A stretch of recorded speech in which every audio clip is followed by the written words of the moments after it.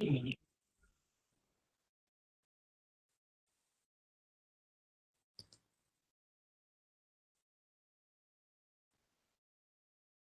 team, looks like one of the co-hosts ended the meeting by accident. Let's just give everyone a minute to get back online.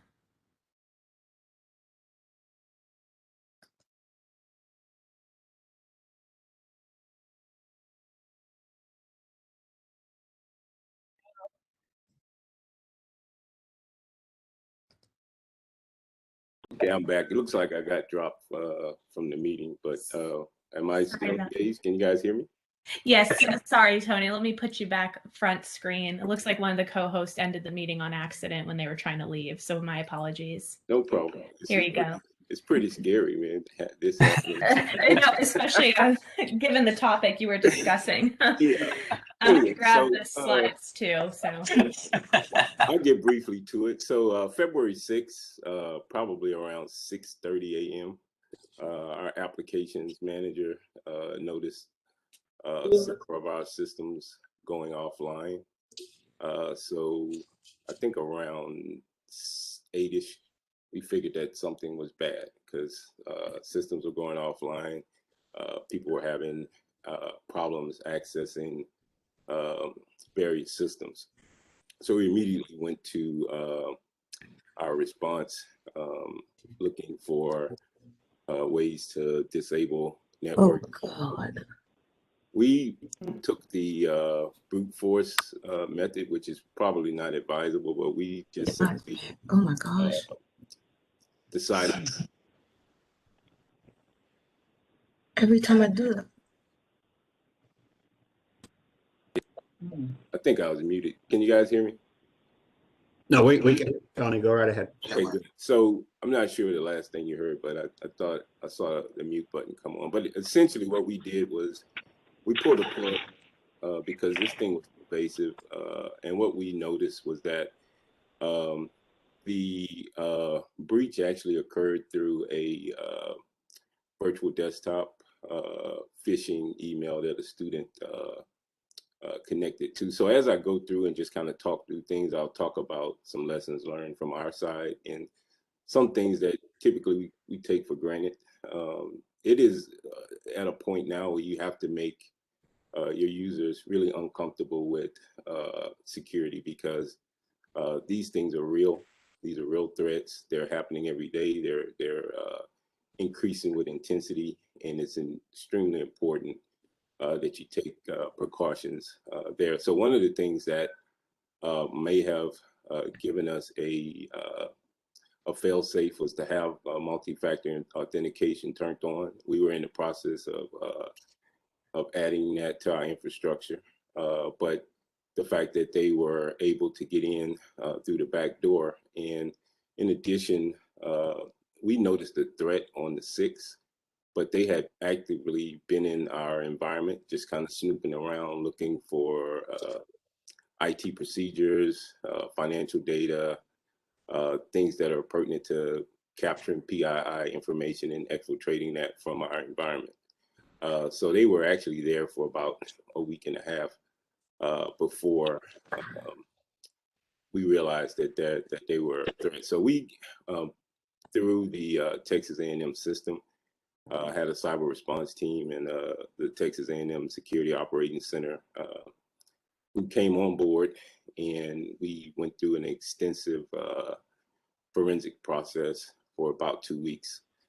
So luckily for us, we had migrated our backup system to Cohesity.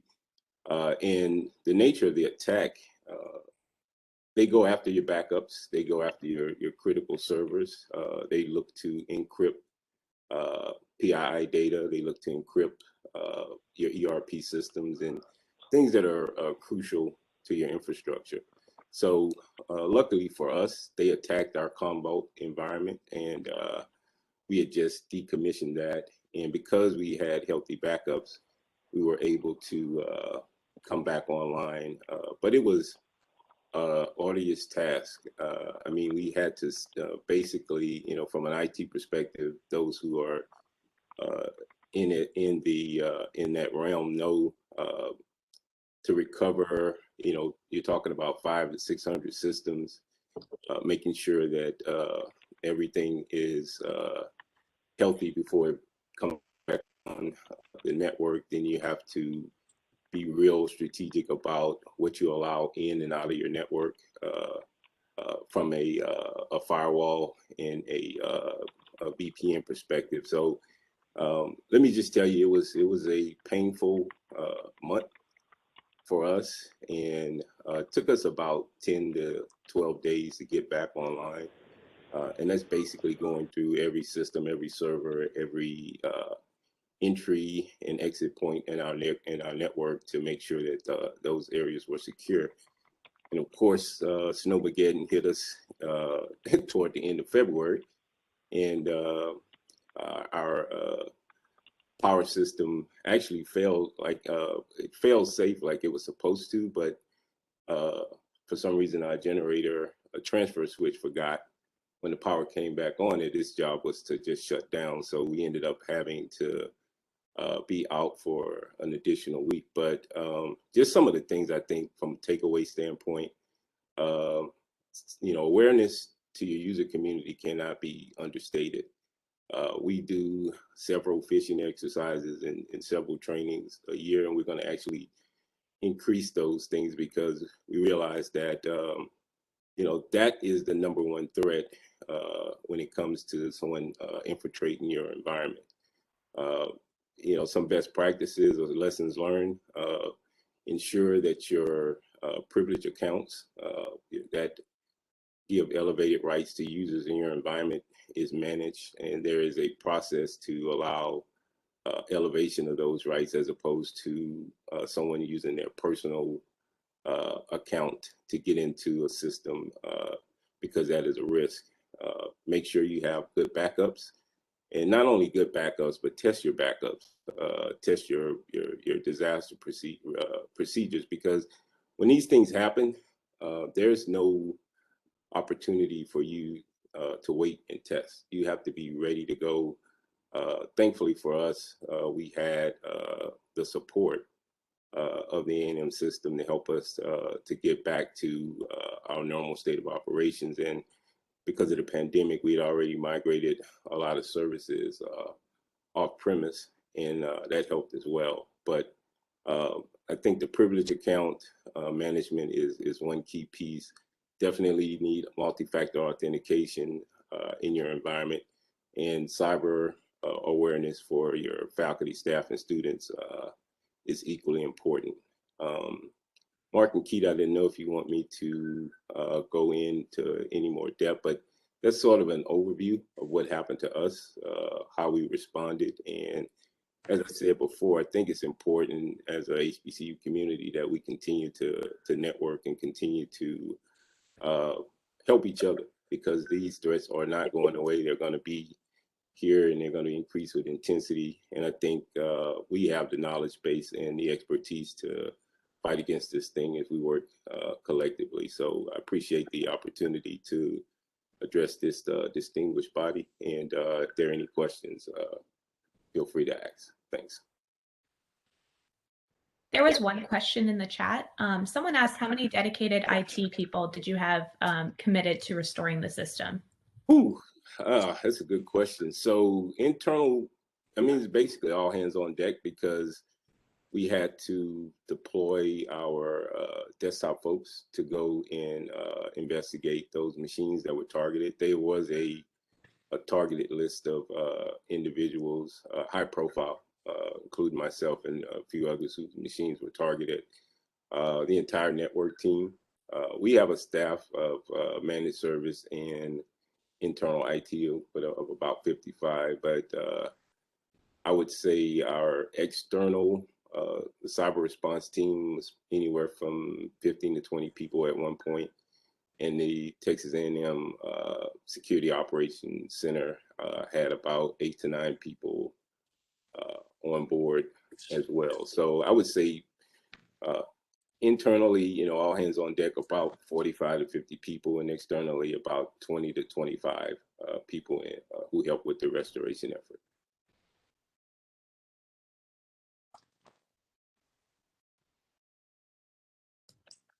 That's fantastic. Thanks, Tony, for your candor. We know that you guys had to go through a large amount of work to get your systems back online, so we appreciate you taking the time to walk through at some level that which you guys experienced. And for folks that are online, we've been working this with Tony and his team for about a year here now.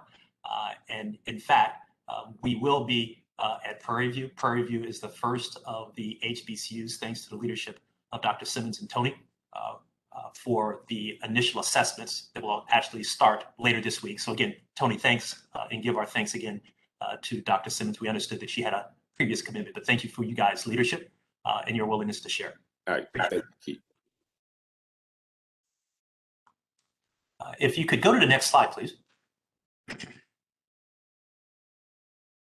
As we're having the discussions throughout this presentation, as well as going forward, the whole notion of what's required to meet the compliance requirements that are identified by the NIST.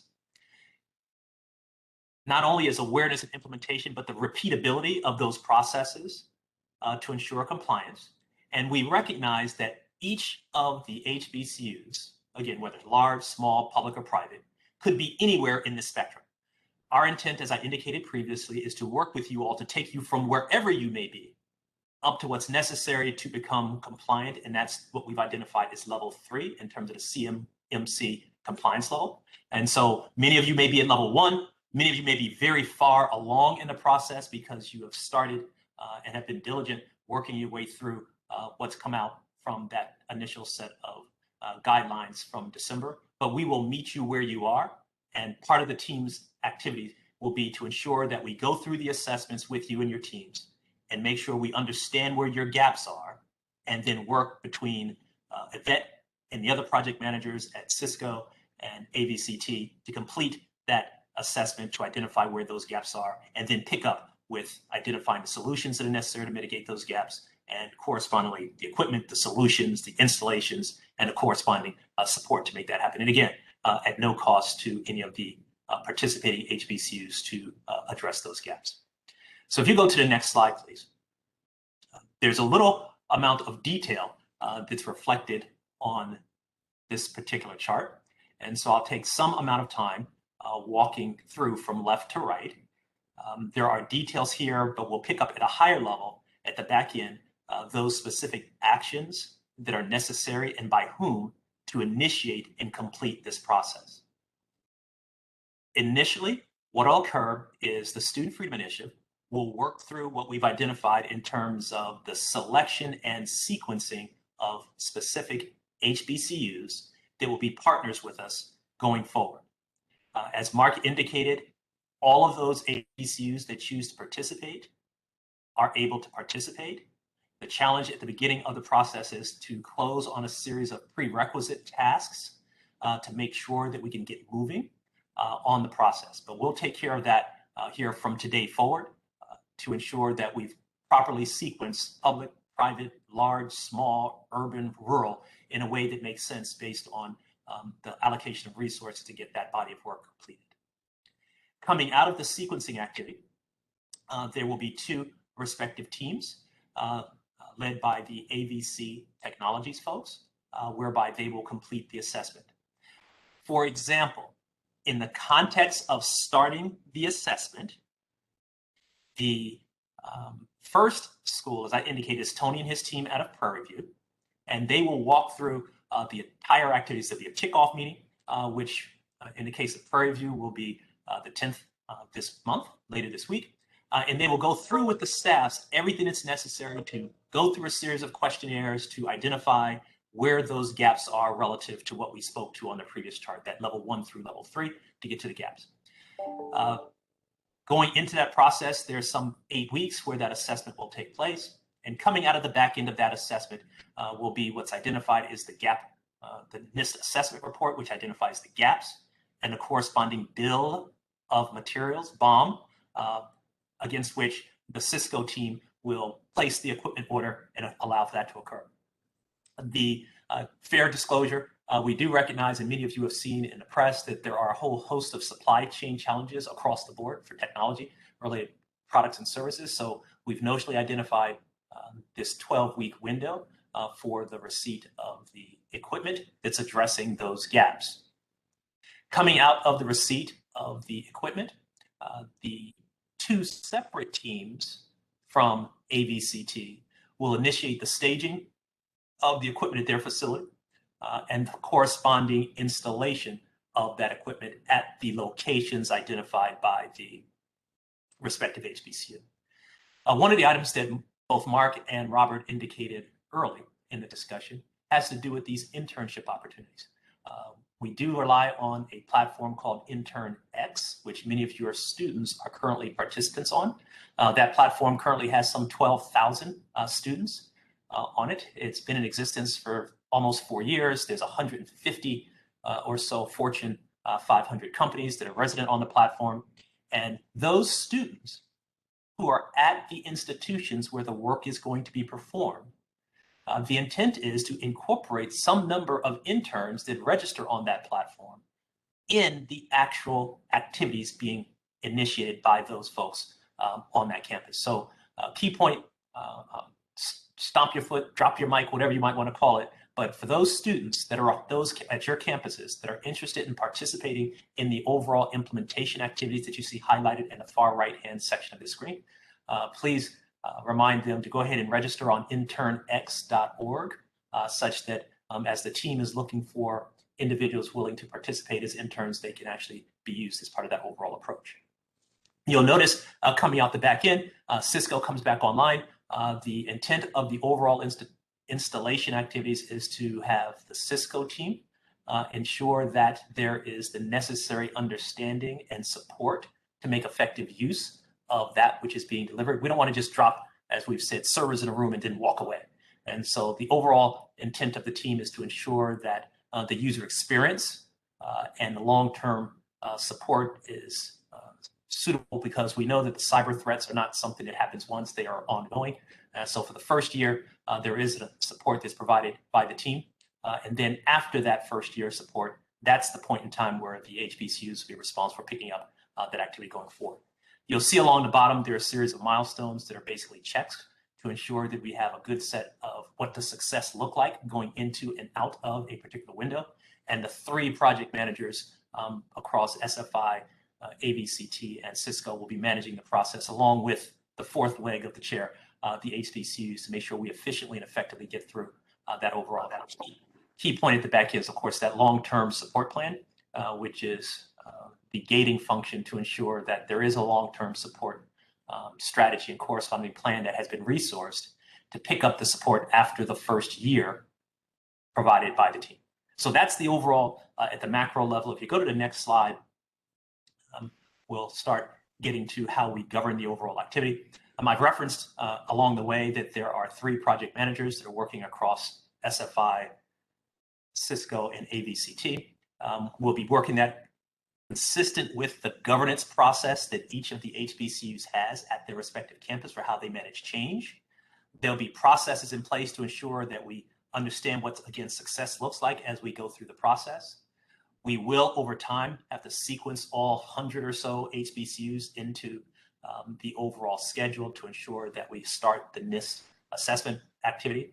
And you'll see from the previous slide that there are multiple teams that are going on simultaneously, and different teams between the NIST assessment teams and the staging and installation to ensure that we can be most judicious in the use of resources possible. But we'll actually go ahead and manage the overall activity, as you see here, starting at the grassroots level, where we've got the individual CISOs working through the NIST checklist, and then the project managers tying everything together, both at the grassroots level and across the areas that we're working to complete the NIST assessments and corresponding installations going forward. Next slide, please. And here's what I indicated as I was going through the chart from left to right that identified who's responsible for what in the overall timeline. As we indicated on the earlier slide, that showed what the impact was due to Title IV funding, and we used that $112 million. Well, that set of data was for a study that was done across all colleges and universities. What we're trying to do is to make sure, as Mark indicated, we are evidence-based. And so going forward, we want to make sure we've narrowed down the impact for HBCUs. So you'll see that the first action is for Title IV related funding in 2019 and 2020, effectively a week from now to identify that particular piece of information. Secondly, there is a set of information that we're going to need from you as part of a SFI IT infrastructure survey. In order for that survey to occur, we need to know who your IT points of contact are and their contact information. As Mark was calling around several of the HBCU presidents, people are really ready to get started. We really can't get started until we know who we have to reach out to have this initial set of discussions.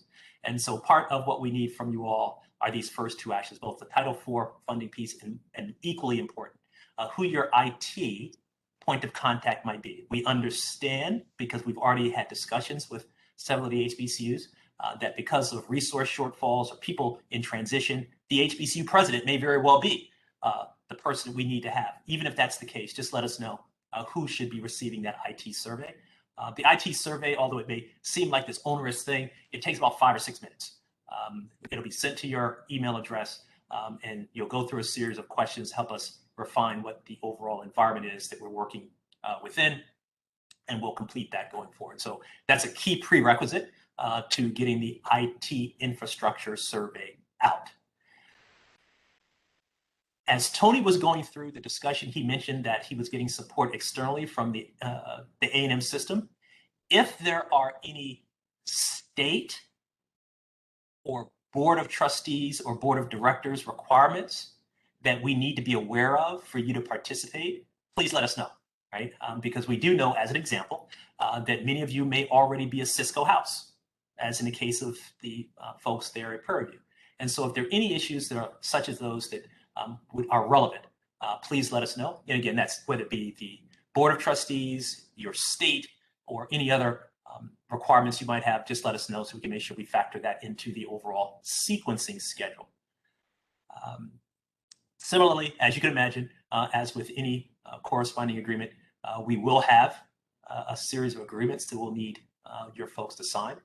Just as we need the IT points of contact to complete the surveys, along with the review and the signature of the SFI and HBCU agreements, you're going to need to let us know who your point of contact is for those types of matters, whether it be a contracts person, general counsel, or whatever the case may be, because that'll allow us to engage that activity. That activity tied to the SFI HBCU engagements, of course, will come after all of the other activities as we move down the schedule. And then at that point, that's when we start engaging directly with sequencing those HBCUs that have gotten through those activities going forward. We do recognize that there are a lot of questions that you all will have. And so within the next week or so, we will have a series of frequently asked questions that we've gotten from your peers, along with answers to those frequently asked questions. So those will post within the next week or so on the studentfreedominitiative.org website. So the general questions, you'll be able to get those answers going forward. And then the intent is to prepare for the engagements as is currently being done with Tony and his team there at Prairie View. So those are the things that are required from whom and when we need them to go forward with the process for getting you sequenced and in the schedule for these NIST assessments, which again, as Mark indicated, we continue to make clear, there is public, private, large, small, rural, urban, no cost for the overall support that the team is intended to provide. Next slide, please. So with that, we recognize that there have been questions along the way that have appeared in chat. And so we'd like to open up the floor for any comments, questions, suggestions that Mark, myself, the team, or others could reply to. Thank you. Yeah, Keith, while we're waiting, I did know that there are a couple of questions that Tony was asked inside of chat, and I'm not sure everybody is watching chat, but Tony, if you could briefly share the answers to two of those. I think one was a privileged account used, and then both the systems that you all were using and backup systems, I believe, are the questions that came into the chat.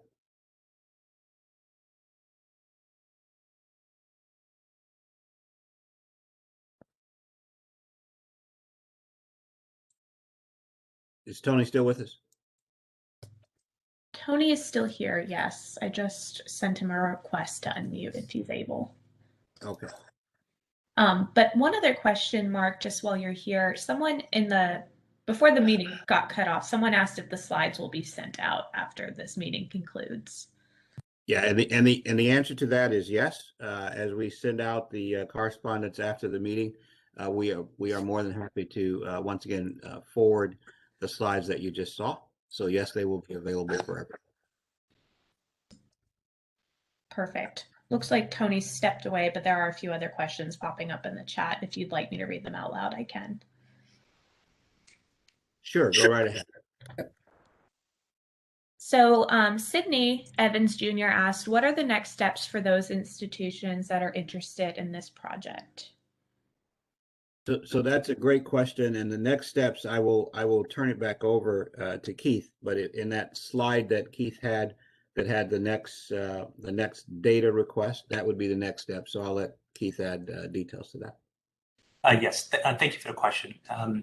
The very first task that we're soliciting feedback on is the amount of received and dispersed Title IV funding in the last 2 years in which you had it, presumably 2019 and 2020, basically a week. If unable to provide any of the dates that are on here, just as a common response so that everybody gets it at the same time, if you're unable to provide it on the date identified, let us know when you can, right? And so just let us know so we know we're still communicating and interacting as part of the process. So that's the first date, and that's a week effectively from today. Tied to the actual NIST assessment activity, we need to understand who your IT point of contact is so that we can start engaging with the right person. We know it's not going to be the HBCU president in many cases, but in some cases it might for some of the smaller schools. But we want to just know who it is that we should be engaged with. And between Yvette and the other two project leads from Cisco and ABCT and our engagement partners, we'll start working with that person. So those are the first two. And from those, and after those two, everything else follows pretty well from that point forward. But those are the first two activities. The first is the Title IV funding, and then your IT points of contact, and then subsequently it'll be your contracts point of contact and all the other items that you see here on slide 23. And the earlier question about getting these slides, this will be a good reminder when the slides come out as well, just as in terms of what things are necessary. So hopefully that answers the question being asked.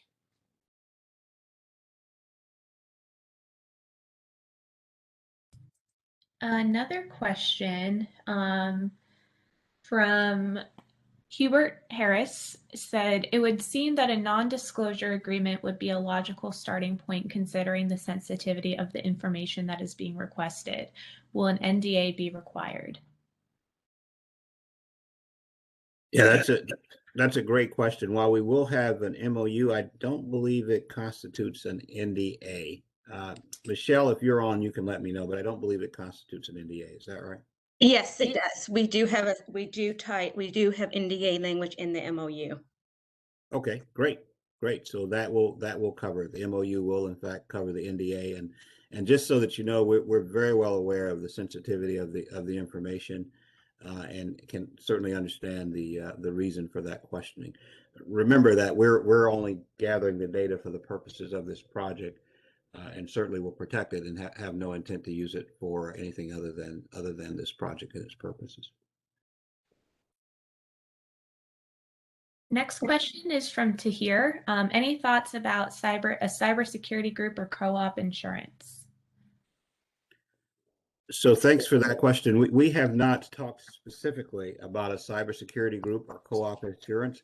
I will tell you that we are open to having those conversations. We have talked about once we get to this point of governance and maintenance beyond 12 months, how we might have clusters work together if that's the most affordable thing, and they are amenable to that in terms of oversight. But when we get to the point of governance, we'll be more than happy to talk about that and get your thoughts on it, and would appreciate any thoughts you have on it.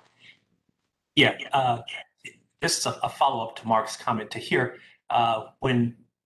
when you have a moment to hear, if you'll reach back out to either Mark or I, because there are some activities that, as Mark indicated, we're thinking about in terms of how we provide what you're suggesting across a group of HBCUs. We call them clusters, logical groupings of HBCUs in close proximity, but it need not be close as in across the street. It could be across the state. So I'd be interested in having a discussion here with you subsequent to this call in terms of some of your thoughts tied to the cybersecurity group or co-op insurance that you're referencing. But that's a good idea. And it's part of what we're considering. It's part of what we've identified as common services that might make sense to be provided to multiple HBCUs. Next question's from Rodney Ellis. For next steps, who will this request come from, or to whom will we need to send the information?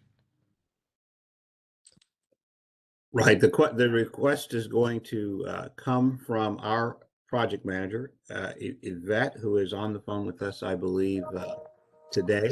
And we're sending it initially to the point of contact that you provided. So that may very well be the president, but part of what we're trying to get to is who it is at your university you want to be the receiver of this information. So the CIO or CISO or maybe additional duties given to a vice president, you will tell us that. The initial, I believe, that will go to the point of contact that we've established for this meeting. Is that right? That's correct. Next is from Damien. What is the recurring cost after the implementation? Good point. Part of the short answer to this question is it depends. The short answer is it depends. From the earlier chart where I went from left to right and described that we would go through the NIST assessment and then create the NIST assessment report and the corresponding bill of materials before going into the equipment purchase. And again, you'll get a copy of the slides.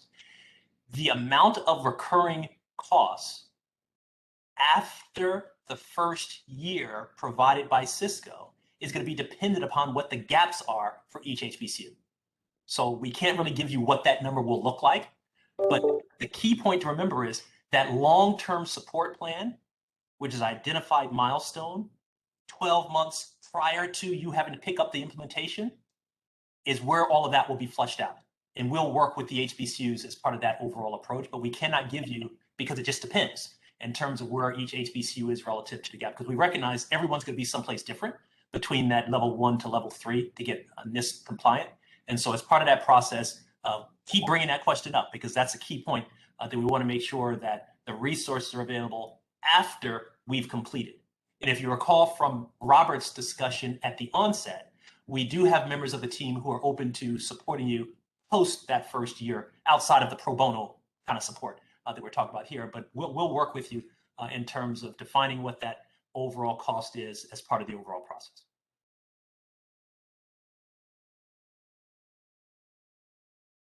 There are no more questions in the chat, and I see no hands raised.